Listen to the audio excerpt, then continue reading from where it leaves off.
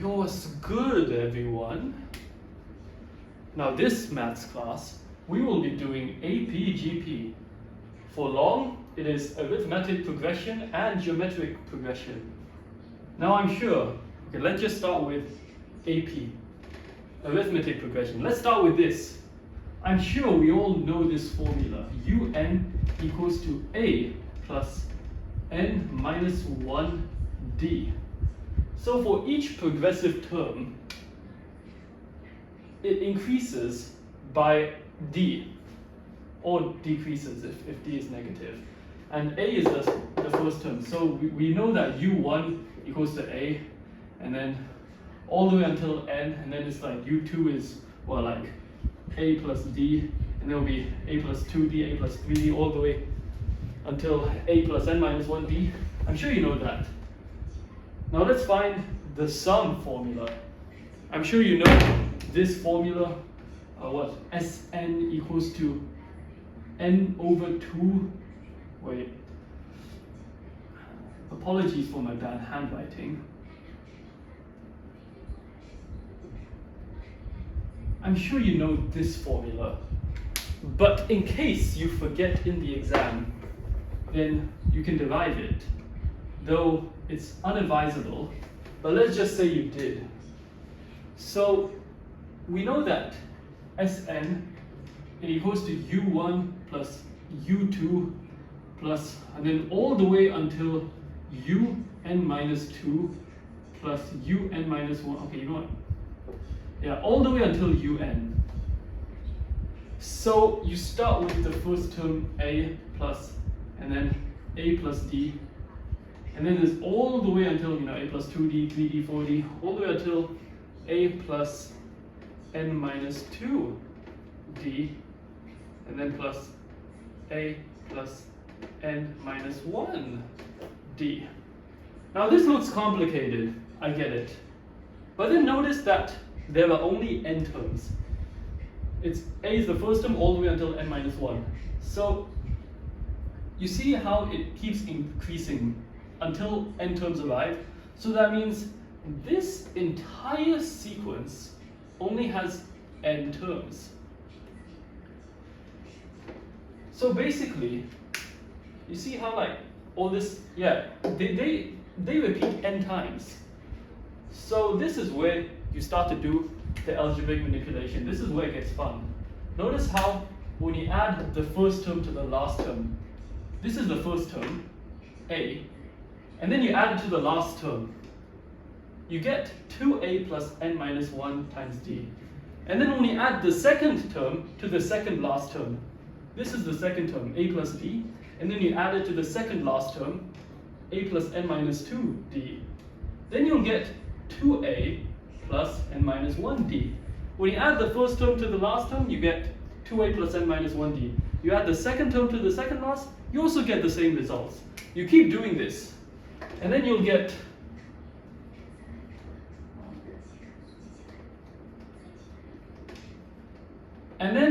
the n over 2. And how do you know it's n over 2? Because the term repeats n times. And when you add the first term to the last term, then the second term to the second last, you keep doing it, the number of terms decrease to half its amount. Because you add the first to the last, so it's 2 terms, 1 term. It just divides by 2. So then you get n, and then n terms divided by 2, multiplied by the sum of the first term and the last term. Bingo! There's your formula. That's how you derive it. Now let's move on. We're done with the AP section. I mean, there's not much in arithmetic progression anyways. Usually, let's be real, 90% of Singapore gets full marks for that. And if you're not getting full marks for that, you're already on the other side of the bell curve. Do not think about getting A, you're not getting an A. We're doing geometric progression now. So I'm sure you know this formula. UN equals to A times R power N minus 1. So each time N increases, you multiply the current term by R. So R is basically the common factor that keeps multiplying itself as N increases. And I'm sure you know this formula.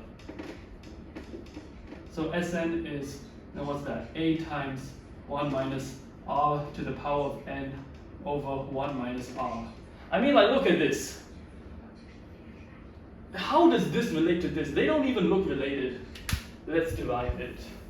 Obviously, don't do this in the exam. It would be best to know the formula, but worst case scenario. So sum formula, sum, start u1 plus u2 plus, and then all the way to un minus 1 plus un. So, okay, let's start expanding. This is painful. Okay, the reason why the first term is a is because u1, you substitute 1 into n. 1 minus 1 is 0. Anything power 0 is 1. And then there will be ar squared, and then all the way to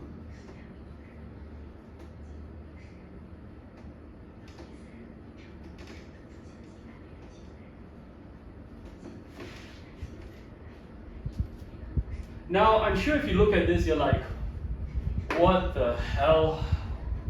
You don't see any pattern. I mean, like, sure, there are n terms, but this is where algebraic manipulation really comes into play. Because look at this. Now, this is Sn, right? Let's just say you multiply Sn by r. So r times Sn.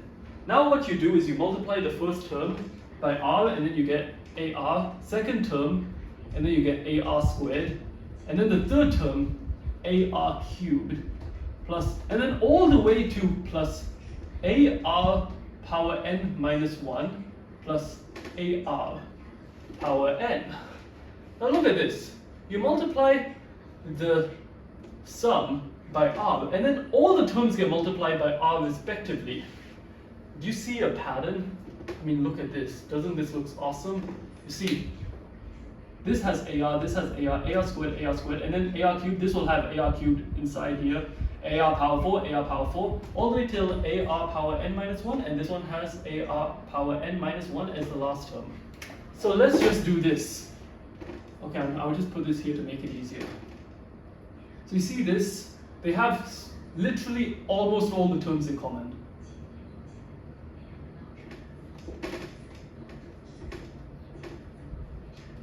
So let's just say you subtract this from this. Now look at this. You subtract this from this, and look. Cross, cross, they have it in common. Cross, cross, they have it in common. Cross, cross, cross, cross, cross, cross, cross. I mean, like, they have these terms in common. Why would you bother subtracting? You only need to bother with the first term in the Sn and the last term in the r times Sn, because these are the terms they don't have in common. So what you got now is just a minus a times r power n. And then now look at this. Sn, they have a common factor. So you just remove Sn, and then you got 1 minus r. And then you see this, they got a common factor a. So it's a times 1 minus r power n. And then Sn, you just divide. It's so simple. But obviously don't do this in the exam. Now look at this, it's beautiful. You got the formula.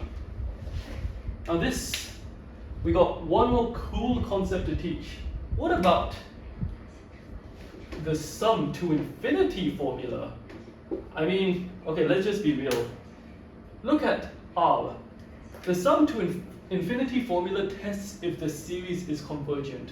So if the sum to infinity, let's just say, equals to C, where C is a constant, there has to be a condition where the positive value of R must be less than 1. If it is more than 1, then look at this. Let's just say 3. 3 power infinite will give you infinite. And then the sum to infinity will result in infinite. So if R is more than 1, then it will result in infinite. Because come on, if it keeps multiplying, it'll just go to infinite, and then you get nothing. It will tell you math error. And then if R is less than -1, you'll get negative infinite. Because look, -1 and then all the way infinite, and then it would just be, you get nothing. So basically, R has to be a proper fraction, or a negative that's less than 0, more than -1. Otherwise, the series will not converge. So if R is less than 1 or more than -1, then power infinite equals 0. So now all you ended up with is the sum to infinity under the circumstance, well, I'll put this higher in case you cannot see it. The sum to infinity under the circumstance that mod r less than 1 will equals to a over 1 minus r, because r power n equals to 0, because n is infinite. There goes the entire APGP, all on this whiteboard. Adios.